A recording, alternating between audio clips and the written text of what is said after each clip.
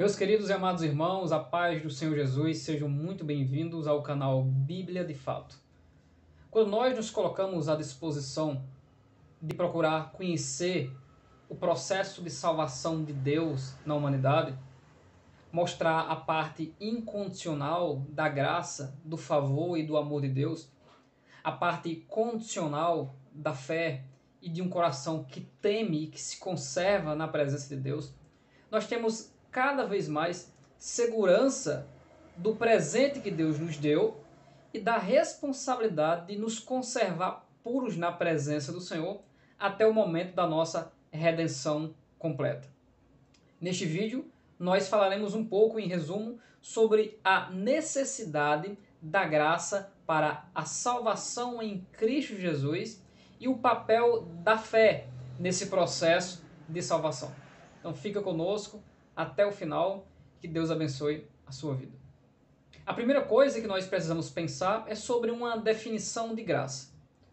Em uma delas, a definição de graça poderia ser a demonstração ou manifestação do amor de Deus exposta para os homens pecadores e alienados e que estão completamente depravados de sua glória. Não há nenhuma possibilidade desses homens se achegarem a Deus, a não ser com a demonstração desse favor. É algo que o homem não merece. Vemos um Deus que, pela sua justiça, poderia ter aplicada a mesma e nunca jamais o homem poderia, mais uma vez, se aproximar de Deus por causa da queda. É aí onde entra a graça de Deus. Quando nós falamos de graça, não estamos falando algo apenas onde a maioria das explicações estão no Novo Testamento, porque isso é verdade. A graça de Deus está presente no Antigo Testamento. E muitos homens de Deus viram a bênção de Deus sobre a sua vida e não a aplicação da punição imediata por causa da graça e do favor de Deus. Não a banalização atual da graça, como algumas teologias do relativismo querem trazer, como uma irresponsabilidade de Deus no tratamento do pecado. Deus não é irresponsável no tratamento do pecado. Ele é justo juiz e aplica a sua justiça e o seu juízo na hora certa, na medida certa e da maneira correta.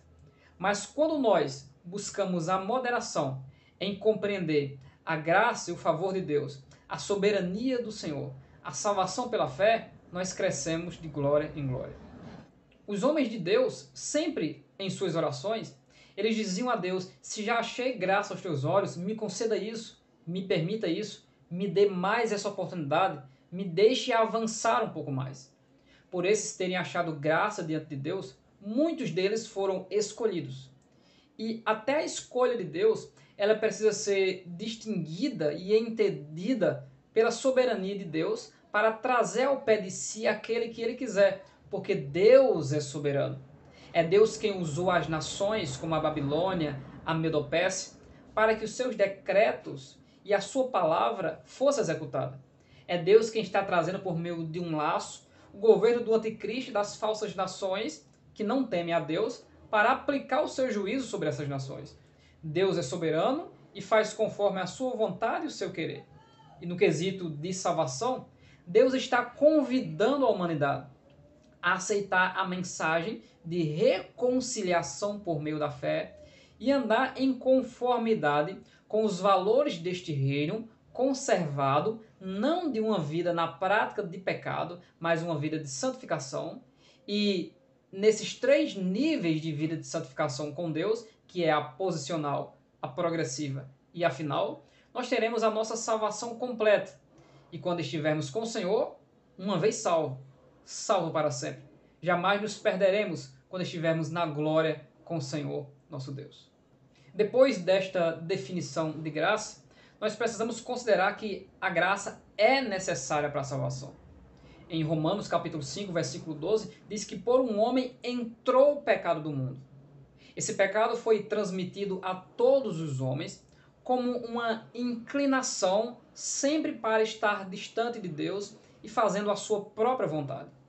Hoje, através do ensino e da pregação das Sagradas Escrituras, nós estamos dizendo para o homem: se arrependa, volte para Deus, Porque vocês, segundo Romanos 3:23, foram destituídos da glória de Deus. Não há mérito, não existe mais ao homem direito algum de estar diante da presença de Deus, recebendo as bênçãos de Deus, mesmo sendo a criação, imagem e semelhança de Deus, cuja a ação do pecado veio tentar obscurecer essa imagem, mesmo o homem se mantendo sendo a imagem de Deus, mas essa imagem está ofuscada, está manchada, porque o pecado que se introduziu na alma e no espírito do homem agora o conduz sempre para viver como que pelo instinto e para negar a vontade de Deus. Porque para fazer a vontade de Deus é preciso o desejo e o esforço com a ajuda do próprio Deus para deixar de lado os nossos desejos, os nossos planos, os nossos sonhos e colocar como prioridade o reino de Deus.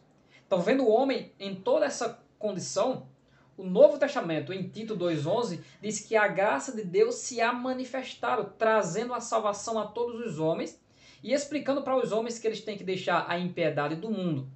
Paulo, em Romanos capítulo 12, diz isso, que para desfrutarmos da vontade de Deus, precisamos sair da corrupção do mundo e renovar o nosso entendimento. Através de quê? Da transformação e da renovação da nossa mente.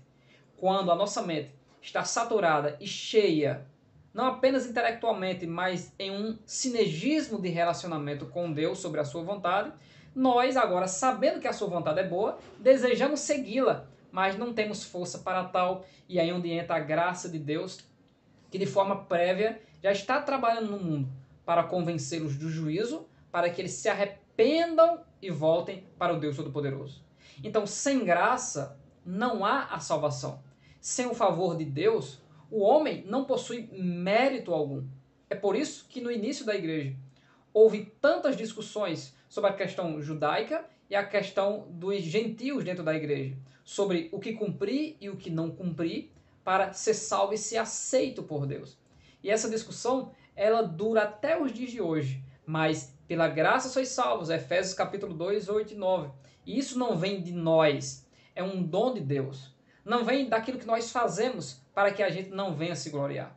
Mas para trazer a moderação, a epístola de Tiago deixa muito bem claro que aqueles que são salvos pela fé, pela graça e por meio da fé, eles têm que expor, eles têm que externar as obras de um verdadeiro nascido de novo, cuja vida velha não faz mais parte, mas sim ele é uma nova criatura em Cristo Jesus. Sem a graça, não há salvação. Não existe nada em mim que possa me conduzir a ser aceito por Deus. Mas existe um Deus gracioso que me amou, que amou o mundo e por isso ele veio nos salvar em Cristo Jesus. Já definimos o que é graça, já entendemos que há uma necessidade da graça de Deus para a nossa salvação. E a terceira coisa é que, mesmo sendo salvos pela graça, existe uma condição humana de aceitação dessa graça para a salvação. E esta condição, aquilo que podemos chamar de um passaporte de entrada para esta graça e essa salvação, é a fé. É crer entregando-se à obra e ao propósito de Cristo consumado na cruz do Calvário, que nós recebemos como um presente, como um dom de Deus pela sua graça, a salvação em Cristo Jesus. Segundo Romanos, capítulo 5, versículo 8, quando nós ainda éramos pecadores, ou seja, por meio da graça para os perdidos. Cristo morreu a seu tempo por nós, estando nós alienados e distantes. Isso ele faz provando o amor com que ele tem para com toda a humanidade. Então, esse amor não é revelado a um povo seletivo, uma quantidade de pessoas no mundo. Mas Deus tem o desejo de que todos os homens se salvem e venham ao conhecimento da verdade. Essa graça de Deus, em João capítulo 5, versículo 4, diz que um anjo descia em certo tempo ao tanque e agitava a água, e o primeiro que ali descia. Veja, o favor de Deus está dizendo que aquilo que está sendo proposto por aquele anjo é para todos. Mas o primeiro que ali descia recebia de Deus essa bênção de ser curado e sarado de todo o seu mal. Em João, capítulo 3, e o versículo 36, a Bíblia diz que aquele que crê no Filho tem a vida, mas aquele que não crê no Filho não verá a vida, mas a ira de Deus sobre ele permanece ou permanece sobre ele. O texto é claro. Deus amou o mundo de uma tal maneira que deu o seu Filho unigênito para que todo aquele, indefinido, todo aquele que nele crê. E aquele que nele crê, ele tem a vida eterna. E ele crê no Filho de Deus para essa vida. Mas aquele que não crê, ele não tem a vida. Então ele permanece na perdição e será conduzido à danação eterna. É simples entender a parte incondicional da salvação e a parte condicional da salvação. A parte incondicional da salvação parte de Deus e da sua graça, que Deus, sem os homens merecerem, enviou o seu amor e o seu favor para salvar. Mas a parte condicional, para receber o selo do Espírito Santo, para receber essa bênção de Deus que não vem de nós, é a fé em Cristo Jesus. E a fé em Cristo Jesus não é dizer eu creio, é aceitar toda a obra e o projeto e todos os deveres e responsabilidades de quem faz parte agora do reino de Deus, de que somos agora filhos de Deus, de que a lei do amor é a lei do reino de Deus e temos que andar em amor, que nós somos os promotores da reconciliação porque estamos reconciliados com Deus, que nós somos o sal e a luz do mundo, eleitos por Deus para serem promotores dessa aspersão do sangue de Cristo, como Pedro diz em 1 Pedro capítulo 1. Então, já que somos salvos em Cristo, devemos esquecer das coisas da terra e buscar as que são de cima. Ou seja, prioridade é o reino de Deus sobre a nossa vida. Veja o contexto de Atos capítulo 16, do carcereiro que ficou preocupado quando os prisioneiros poderiam fugir porque as portas foram abertas da prisão, e ele intentou até contra a sua própria vida. E Paulo se interpôs para explicar, e o plano de Deus em soberania, em manifestação da demonstração do poder de Deus, redundou ali em salvação. Porém, o texto de Atos 16, a partir do 31, nos explica como a salvação veio à casa do carcereiro. Nós temos alguns vídeos no nosso canal que são versículos que te ensinaram errado. E esse aqui poderia ser um dos versículos que normalmente as pessoas ensinam errado. Atos 16, 31. Crê no Senhor Jesus Cristo e serás salvo, tu e a tua casa. A forma errada de compreender este versículo é que muitas pessoas entendem que a salvação entra em uma família por meio de uma pessoa que crê. Então, alguém crê, então por causa dessa crença, toda a sua casa será salva porque você creu nessa salvação. Mas não é isso que o texto bíblico está dizendo. E lhe pregaram a palavra do Senhor e a todos os que estavam em sua casa. Não foi o carcereiro que ouviu a pregação por parte de Paulo e Silas. Toda a sua casa ouviu a pregação. E tomando ele consigo naquela mesma hora, lavou-lhes os vergões, logo foi batizado, ele e todos os seus. Quem foi batizado? O carcereiro e toda a sua família, porque eles ouviram a palavra e a fé vem pelo ouvir. Todos creram.